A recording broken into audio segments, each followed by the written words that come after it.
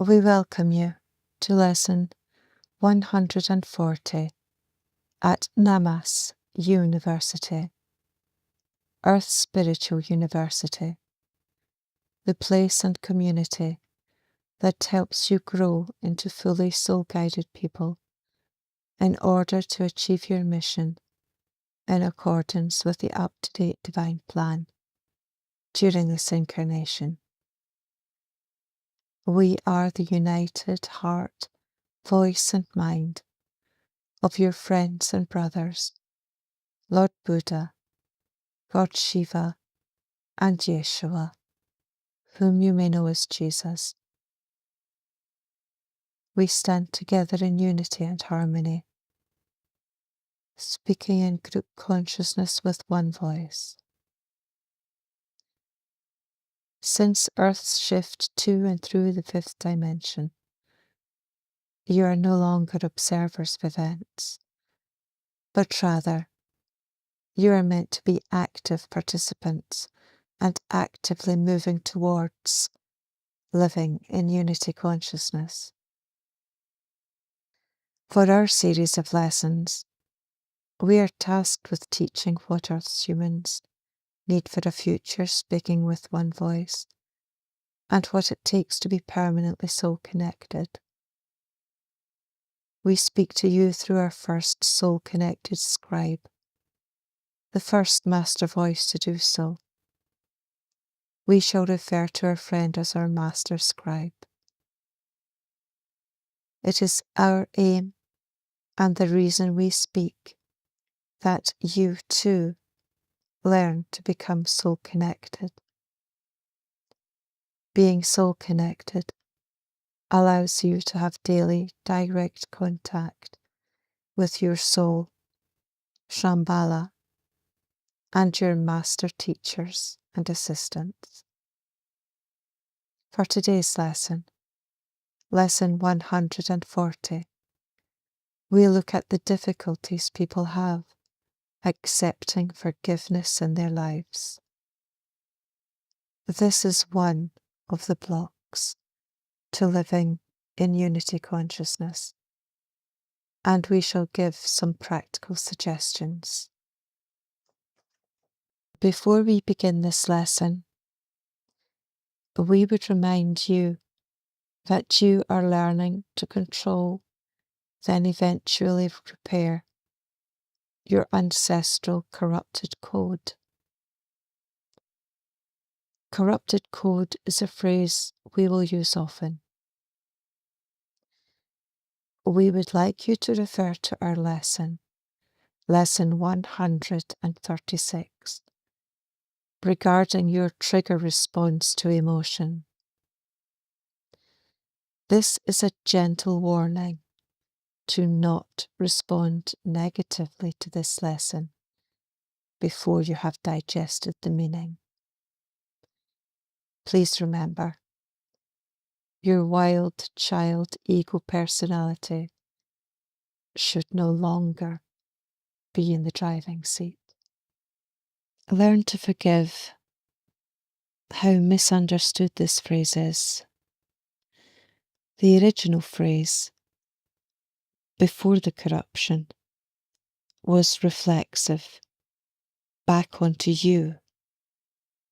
This message was, in its origin, filled with kindness, compassion, and consideration for yourself. It was a roadmap to navigating the effect your emotions have on your physical body. The intention was to misdirect your self-flagellation, we could say self-hatred, and in its void, fill yourself up with self-respect.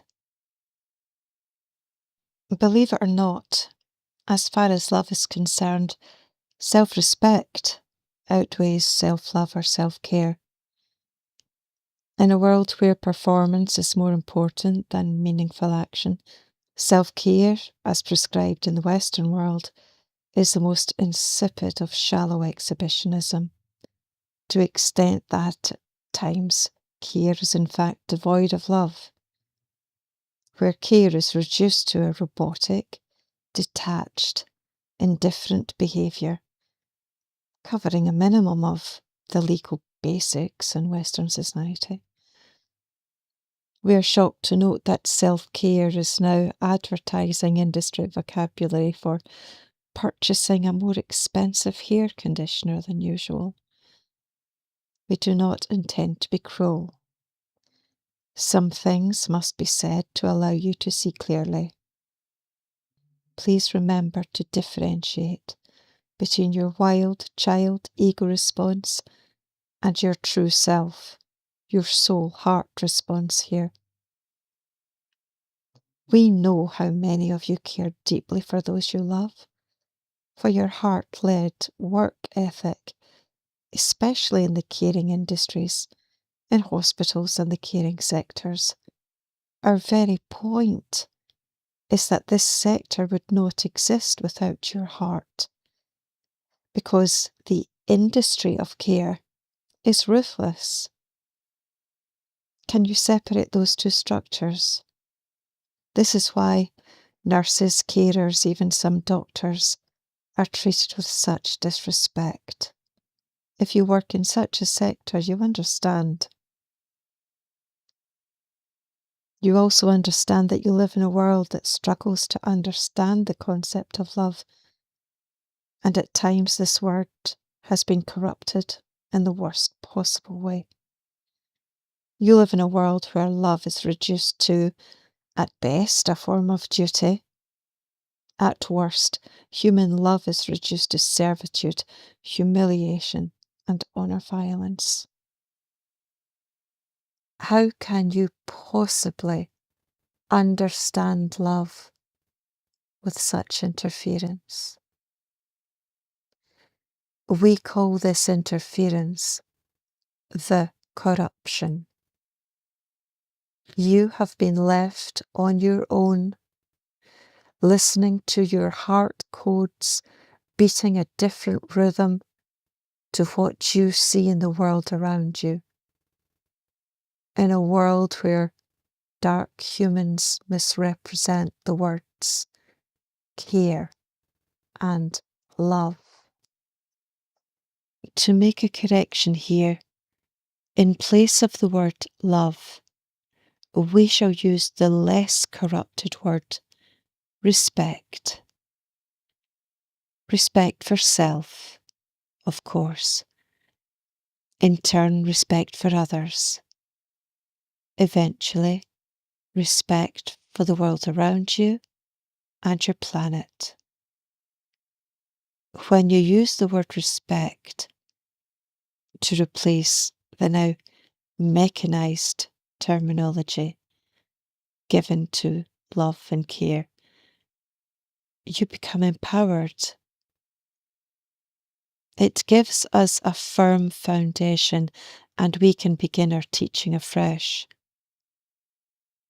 When you discover the energetic imprint of divine love, you will be horrified by the level of corruption and manipulation that has gone into making this holy power unavailable to you. We are angry on your behalf. This is why we are here with you now.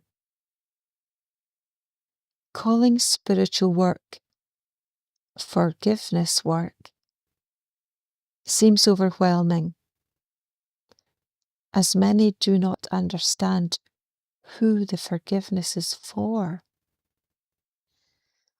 Many may perhaps confuse forgiveness with the religious description of turning the other cheek and forgiving your perpetrator. Given this misunderstanding, it is easy to see why so many people have blocks to doing their spiritual work. They have been blindsided with confusion before they have even thought about making a start. Again, we shall rename this confusion as corruption. Conveniently, the wild child takes over and convinces you not to bother, and you don't. You will clear negative emotions and dark thoughts one at a time from your body. Not when each is ready to go, but rather when you believe it is time to drop your grievances and your fears. These negativities are your own creations and therefore your responsibility. Take control of your body with compassion and kindness. Be kind to yourself and to your negative emotions, thoughts, and beliefs. They have been with you for a long time. There will be generational patterns too. But make a starting point now without judgment. This is where self-respect begins. As you breathe, fill yourself with the highest level of compassionate love that you can perceive. Imagine it, see it, or feel it, and let it rest on and through your entire being for as long as you are able to contain it. Get used to this new sensation. It is your right to feel this way. The forgiveness we speak about was always for yourself. As you unburden yourself and fill up with compassion, you will find freedom and self-respect. One by one, forgive yourself all judgments you have made. Forgive yourself all hate you have held close. Forgive yourself all bile you have contained within you or shared. Forgive yourself all anger you have raged.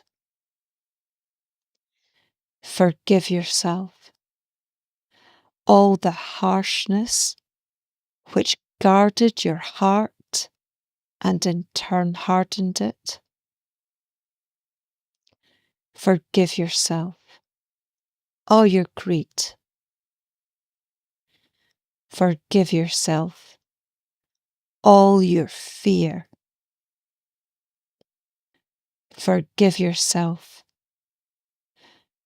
for feeling the deepest grief and losing yourself in it. Forgive yourself for blaming others because you couldn't carry responsibility. Every negative emotion, thought, and belief has a source, but they also have a destination terminus. We shall say this clearly. These negative emotions, thoughts, and beliefs are too much for one body to hold.